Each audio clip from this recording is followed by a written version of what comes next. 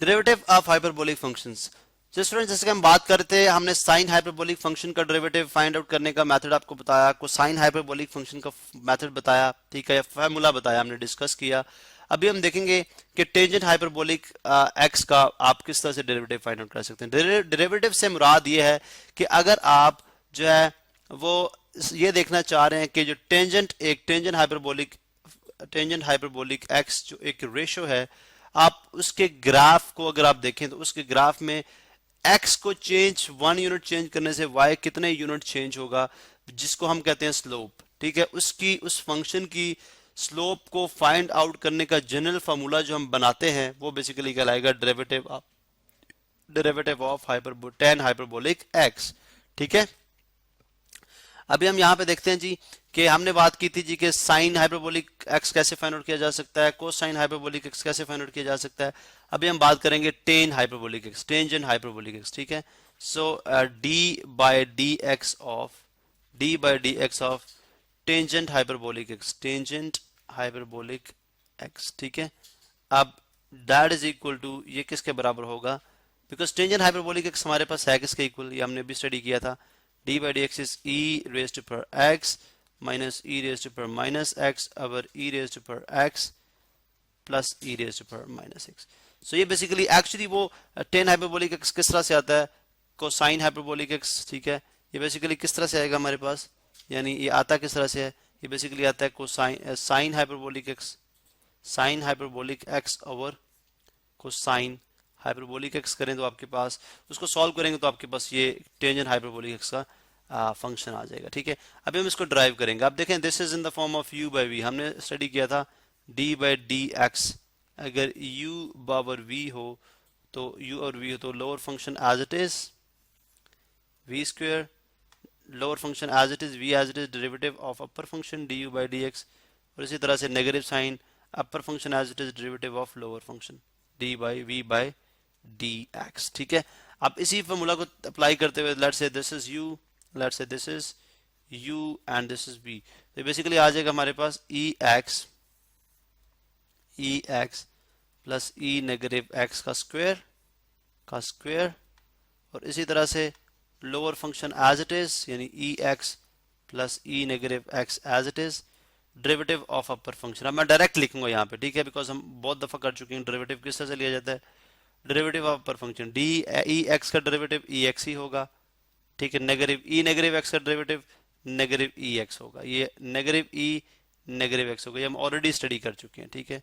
इसी तरह से negative sign upper function as it is यानी e x negative e negative x as it is derivative of lower function, ठीक है। Derivative of lower function क्या है, थोड़ा सा मैं इसको राइट साइड पे ट्रैक करूंगा, ठीक है। डेरिवेटिव ऑफ लोअर फंक्शन क्या है, अगर आप देखें तो ई एक्स का ई एक्स एज इट इज और प्लस ई नेगेटिव एक्स का नेगेटिव ई नेगेटिव एक्स, ठीक है। अब अगर आप देखें तो ये बन जाएगा e x plus e negative x, ठीक है।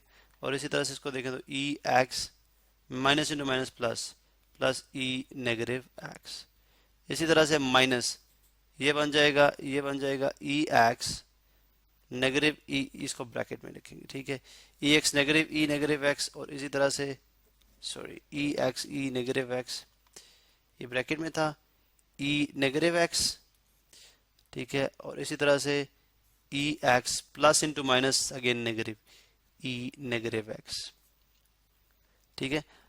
अभी जैसे आगे सिंप्लीफिकेशन है इसकी, divided by e x plus e x plus e negative x का स्क्वायर। अब ये बेसिकली इस तरह से कराया जाता है कि अगर आपकी मेमोरी अच्छी नहीं भी है फिर भी आप इसको फार्मूला के right to the spot drive भी कर सकते हैं, ठीक है। सो बेसिकली अगर आप देखें तो ये बन जाएगा e x plus e negative x square minus ई x minus e negative x का square divided by e x plus e negative x का स्क्वायर, ठीक है, इसका स्क्वायर। उसके बाद अभी हम देखेंगे कि हम इसको किस तरह से फर्दर सिंप्लीफाई कर सकते हैं, ठीक है। So this is going to be equal to किस तरह से आ जाएगा, इसको अगर आप देखें तो ये a plus b a square ठीक है, a square plus b square और plus two a b plus two a plus b whole square formula है। ठीक है, ई नेगेटिव एक्स नेगेटिव आगे ब्रैकेट में ओपन करेंगे बिकॉज ये e a square plus b square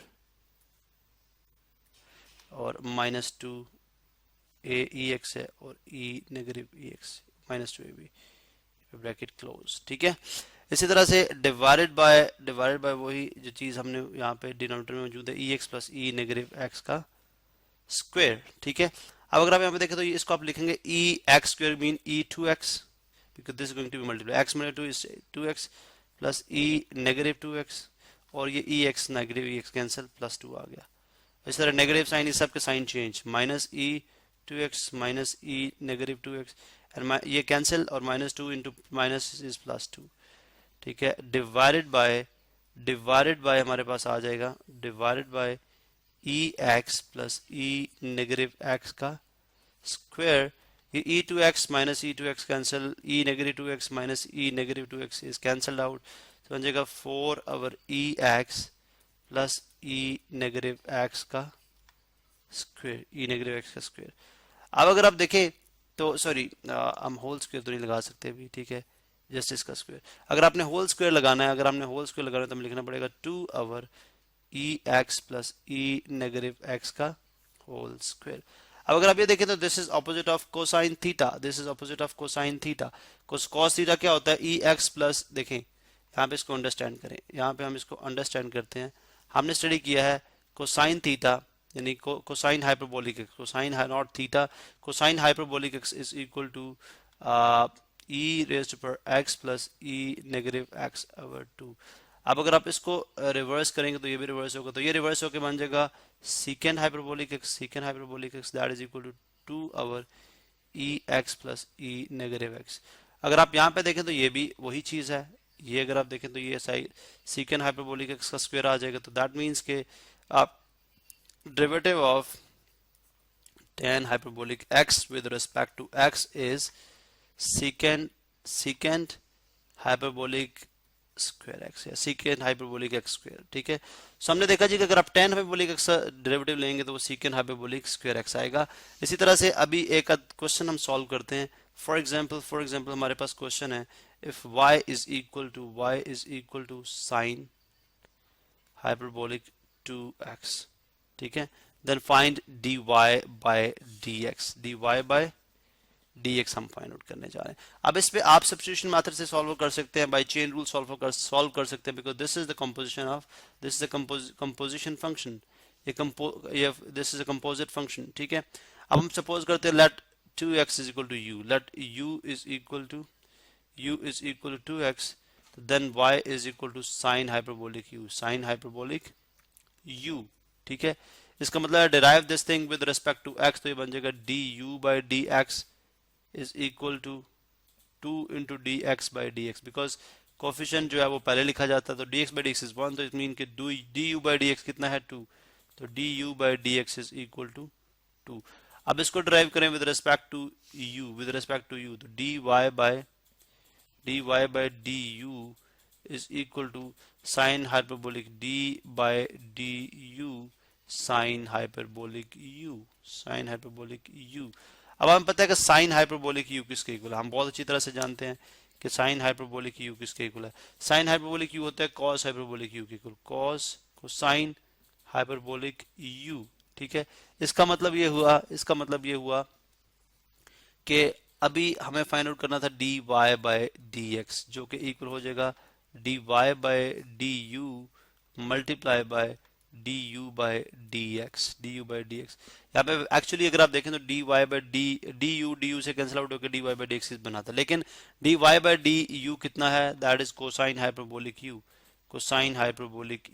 यहाँ पे आप लिख देंगे कोसाइन।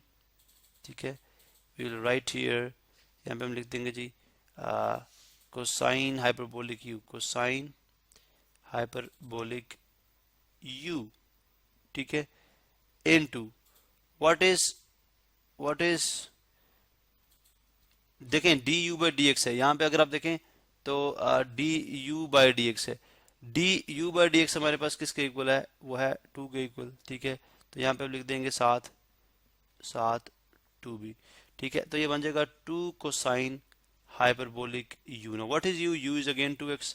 आपने u सपोज किया था u 2x के इक्वल है। इसका मतलब है कि ये आ जाएगा किसके इक्वल? ये आ जाएगा किसके इक्वल? 2 cosine hyperbolic 2x। तो ये बेसिकली हमारे पास जो है वो इसका आंसर आ जाएगा। अगर आपके पास फंक्शन होगा y is equal to sine hyperbolic 2x, तो उसका derivative with respect to x कितना होगा? 2 कोसाइन हाइपरबोलिक 2x के इक्वल।